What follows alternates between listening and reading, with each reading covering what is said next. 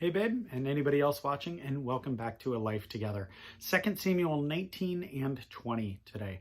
If you remember yesterday, we looked at that sobering yet good story about the death of David's son. Now that is a good story because we know that he was rebelling against his father and he was taking over his father's kingdom, slept with all his father's concubines in sight of all the people, so essentially laying claim to the throne. And yet, God allowed David's army to overthrow him. However, he still lost a son, and we're going to be looking at more of that. We looked a little bit of the mourning yesterday, and we're going to see more of David's mourning today for that. And then beyond that, we'll also see his return to Jerusalem.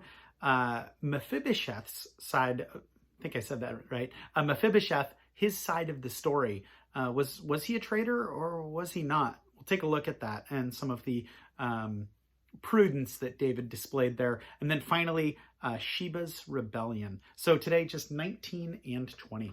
So chapter 19. Joab was told, "The king is weeping and mourning for Absalom." And for the whole army, the victory that day was turned into mourning, because on that day, the troops heard it said, "The king is grieving for his son." The men stole into the city that day, as men steal in, who are ashamed when they flee from battle. The king covered his face and cried aloud, "Oh, my son Absalom! Oh, Absalom, my son, my son!" Then Joab went into the house to the king and said, "Today you have humiliated all of your men who have just saved your life and the lives of your sons and daughters and the lives of your wives and concubines. You love those who hate you and hate those who love you. You have made it clear today that the commanders and their men mean nothing to you. I see that you would be pleased if Absalom were alive today and all of us were dead. Now go out and encourage your men. I swear by the Lord that if you don't go out, not a man will be left standing with you by nightfall. This will be worse for you than all the calamities that have come upon you from your youth till now." So the king got up and took his seat in the gateway. When the men were told, "The king is sitting in the gateway," they all came before him. Meanwhile, the Israelites had fled to their homes. Throughout the tribes of Israel, the people were all arguing with each other, saying, "The king delivered us from the hand of our enemies. He is the one who rescued us from the hand of the Philistines. But now he has fled the country because of Absalom. And Absalom, who we appointed to rule over us, has died in battle. So why do you say nothing about bringing the king back?" King David sent this message to Zadok and Abiathar, the priests. "Ask the elders of Judah, why should you be the last to bring the king back to his palace, since what is being said throughout Israel has reached the king at his quarters? You are my brothers, my own flesh and blood, so why should you be the last to bring back the king? Say to Amasa, are you not my own flesh and blood? May God deal with me, be it ever so severely, if from now on you are not the commander of my army in place of Joab." He went over the hearts of all the men of Judah as though they were one man. They sent word to the king, "Return you and all your men." Then the king returned and went as far as the Jordan. Now, the men of Judah had come to Gilgal to go out and meet the king and bring him across the Jordan. Shimei, son of Gera, the Benjamite from Bahurim, hurried down, and the men of Judah to meet King David.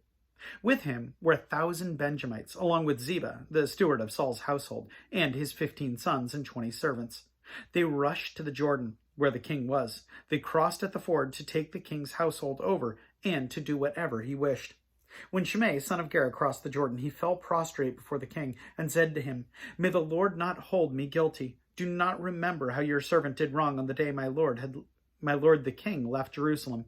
May the king put it out of his mind. For I, your servant, know that I have sinned. But today I have come here as the first of the whole house of Joseph to come down and meet my lord the king." Then Abishai, son of Zeruiah, said, Shouldn't Shimei be put to death for this? He cursed the Lord's anointed." David replied, "What do you and I have in common, you sons of Zeruiah?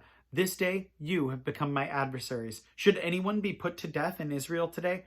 Do I not know today that I am king over Israel?" So the king said to Shimei, "You shall not die." And the king promised him on oath.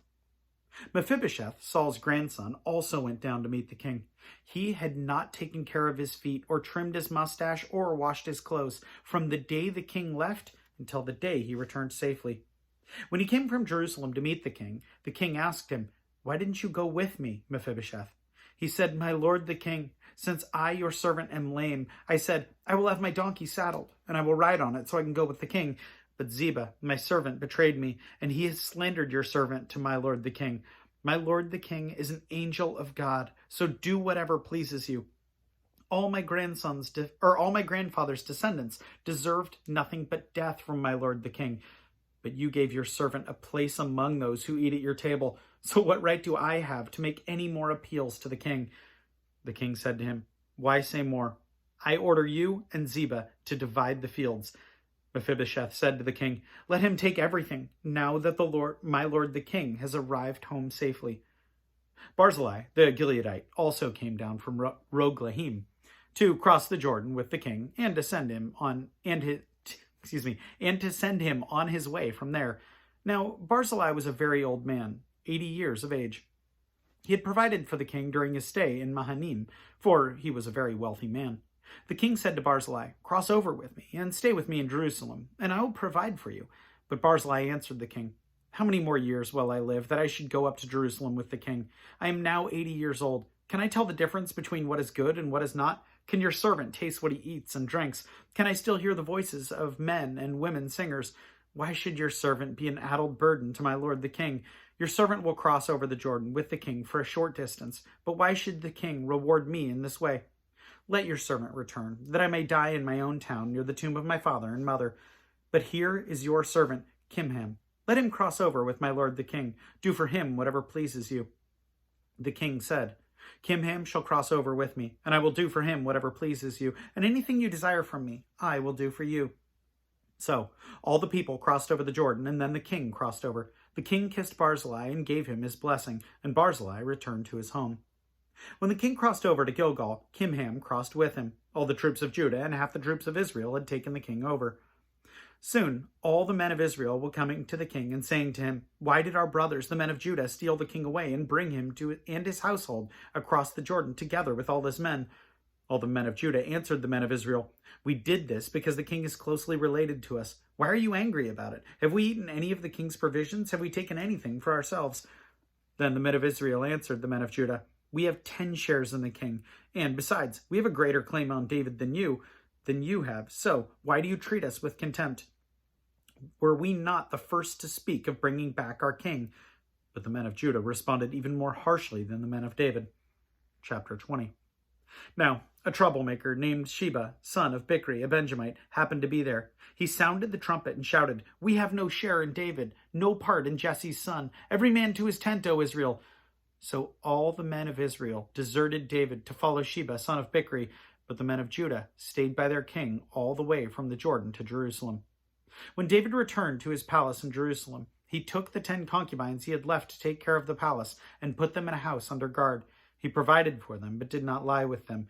They were kept in confinement till the day of their death, living as widows. Then the king said to Amasa, Summon the men of Judah and have them come to me within 3 days, and be here yourself. But when Amasa went to summon Judah, he took longer than the time the king had set for him. David said to Abishai, Now Sheba, son of Bichri, will do us more harm than Absalom did. Take your master's men and pursue him, or he will find fortified cities and escape from us. So Joab's men and the Kerethites and Pelethites and all the mighty warriors went out under the command of Abishai. They marched out from Jerusalem to pursue Sheba, son of Bichri. While they were at the great rock in Gibeon, Amasa came to meet them. Joab was wearing his military tunic, and strapped over it at his waist was a belt with a dagger in its sheath. As he stepped forward, it dropped out of its sheath. Joab said to Amasa, How are you, my brother? Then Joab took Amasa by the beard with his right hand to kiss him. Amasa was not on his guard against the dagger in Joab's hand, and Joab plunged it into his belly, and his intestines spilled out on the ground. Without being stabbed again, Amasa died. Then Joab and his brother Abishai pursued Sheba, son of Bichri.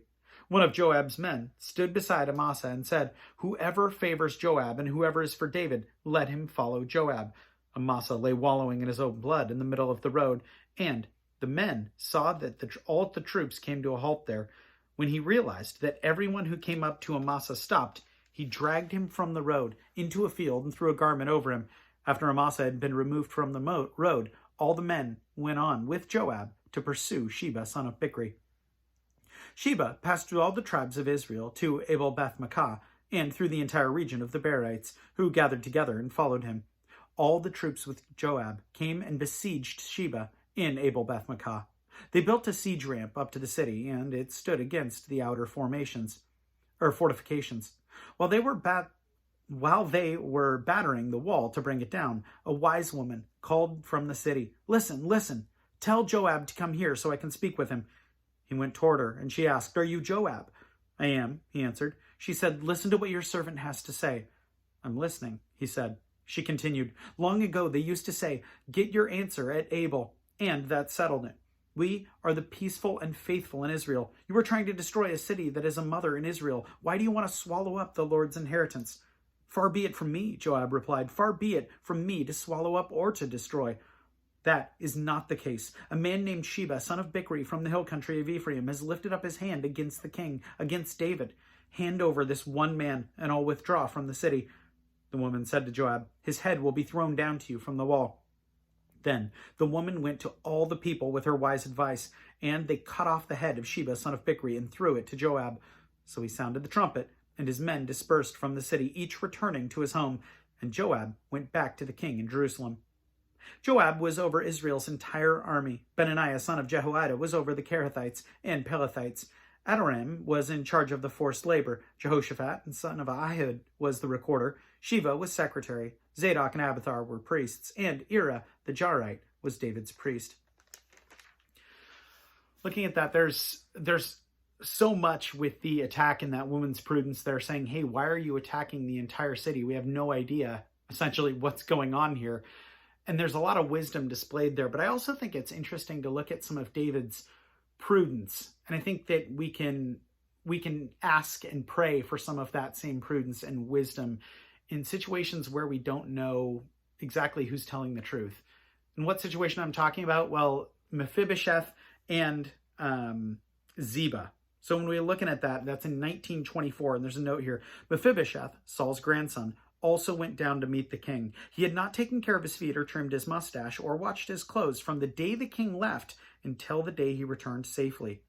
If you remember that, Ziba had come to David and said, "Hey, Mephibosheth is staying there. He thinks, as Saul's grandson, that he can lay claim to the throne now that you are gone." And so he put a bad word in for Mephibosheth. And Mephibosheth is arguing the exact opposite.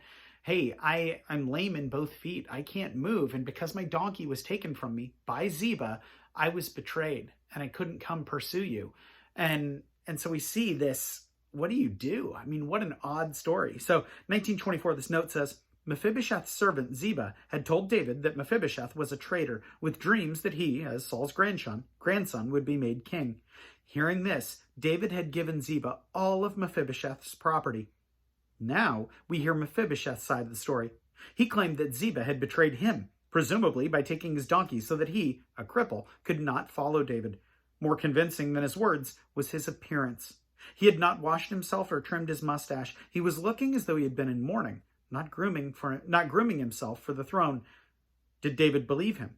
Perhaps not completely. He ordered Ziba to give back half, but not all of the property. So it's a really, again, just an ugly situation where we don't know who's lying. And I tend to kind of lean toward Mephibosheth. It seems like a really plausible kind of side of the story, but I don't know. Looking at this, I wasn't there. I don't know.